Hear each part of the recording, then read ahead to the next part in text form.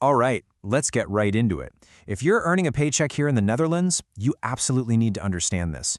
We're going to break down the, well, kind of complicated system that's supposed to protect your income when you need it the most. I mean, just think about that for a second. It's a question nobody really wants to ask, but it's one we all have to be ready for. Whether you lose your job or an illness stops you from working, what actually happens to your income? So, the good news is there is a system in place, a safety net, so to speak. The not so good news? It can be incredibly confusing. So our goal today is simple. We're going to untangle this thing and make it crystal clear so you know exactly how it works for you. The best way to think about this whole system is like a form of income insurance. It's designed to kick in during two major what-if scenarios. What if you lose your job, or what if you can't work because you get sick? Let's tackle that first one. So, your job ends. What happens now? This is where something called the Unemployment Benefits Act, or just WWA for short, comes into play. It's your first line of defense. The WW is specifically for people who become unemployed, involuntarily. This means if you get laid off or your contract just isn't renewed, you might be eligible. But, and there's always a but, you have to meet some pretty specific requirements first.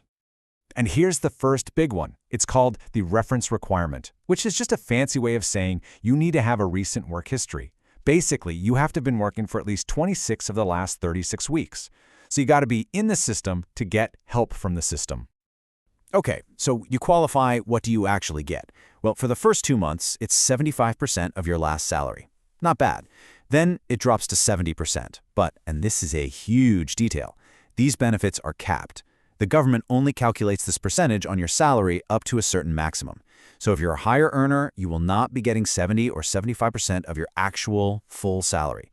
That's really important to remember. Now, to understand how long you get these benefits, let's look at an example.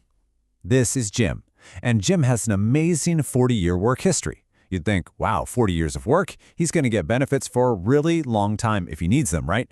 Well, you'd be wrong. Despite 4 decades of contributing to the system, Jim's benefits are capped at the exact same maximum as everyone else, just 24 months. That's it. This is a huge takeaway. The WW is meant to be a temporary bridge to your next job, not a long-term fix, no matter how long you've worked. Okay, let's switch gears and move on to our second scenario. And this one, honestly, gets a lot more complicated. What happens if you can't work because of a long-term illness or a disability? This is where the WIA comes in. Right. So the WIA is the long-term safety net, and it only starts after you've been sick for 2 full years. That's 104 weeks. For those first 2 years, it's actually your employer's job to keep paying at least 70% of your salary. The WIA is what happens after that responsibility ends. Now, this number, 35%, is basically the key to the door of the WIA system. A government body called the UWV assesses your situation to figure out your percentage of lost earning capacity. If they decide you've lost less than 35%, well, you're considered able to work and you don't qualify for any WIA benefits at all. So if you are found to be more than 35% disabled, the path splits in two. And these two paths are very, very different. The IVA is for people who are fully and permanently disabled, with pretty much no chance of recovery. It's a simpler, more direct benefit. The WGA, on the other hand, is for everybody else, people who are partially disabled or fully disabled but might get better. And this is where things can get really tricky. You see, the WJ benefit isn't just one thing. It's a journey through different phases. It starts out looking a lot like the WI benefit. But after that, everything depends on how much you can still work and earn. If you earn enough, more than half of what the government thinks you're capable of, you get a wage supplement. But if you don't, you fall into something called the follow-up benefit.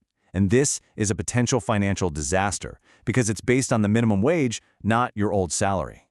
And that potential drop right into a follow-up benefit, it shows us a really critical truth. The government safety net, it's strong, but it has some pretty big holes in it. And understanding exactly where those holes or gaps are is the key to protecting yourself. Look at this. This visual makes the problem so clear. The potential drop from a normal professional salary to that WGA follow-up benefit, it's not a gap, it's an income cliff. For a lot of people, this can mean a difference of tens of thousands of euros a year. It puts your mortgage, your savings, your entire lifestyle at risk.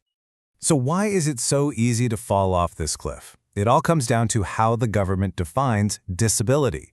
They use this concept called common labor. What this means is they don't just ask, can you still do your old job? No, they ask, can you do any job that exists in the Netherlands, even if it has absolutely nothing to do with your skills, your education, or your experience.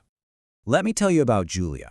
She was a surgeon. She lost a finger in an accident, which made it impossible for her to operate. For her career, she was 100% disabled. But under that common labor rule, the government said, well, she could still be a general practitioner or a medical advisor. So in their eyes, she wasn't significantly disabled, and she got a much, much lower benefit. This just shows the massive disconnect between being disabled for your profession and being disabled according to the law. So, what's the bottom line here? Is that you can't just rely on the state to have your back completely. To be truly secure, you often need to build your own, extra layers of protection. Let's look at how you can do that. There are a few kinds of private insurance designed to plug the exact gaps we've just been talking about. The three most common are housing cost insurance, accident insurance, and one that specifically targets that scary WGA income cliff. This one is pretty simple. It's a policy that's designed to cover your single biggest expense every month, your rent or mortgage, if your income suddenly disappears. It gives you a monthly payment to make sure you can stay in your home while you figure things out. Now, accident insurance, this works completely differently. It doesn't pay you based on your lost income.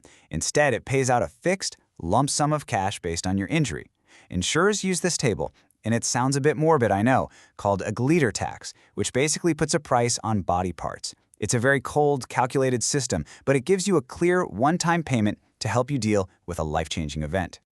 So there you have it. We've untangled the system, from that initial shock of losing a job to the really deep complexities of long-term disability. And we've seen where the gaps are, which really brings the final question back to you. Now that you understand how this all works, is your personal safety net, what the state provides, plus your savings, plus any insurance you might have, is it strong enough to protect the life you've built?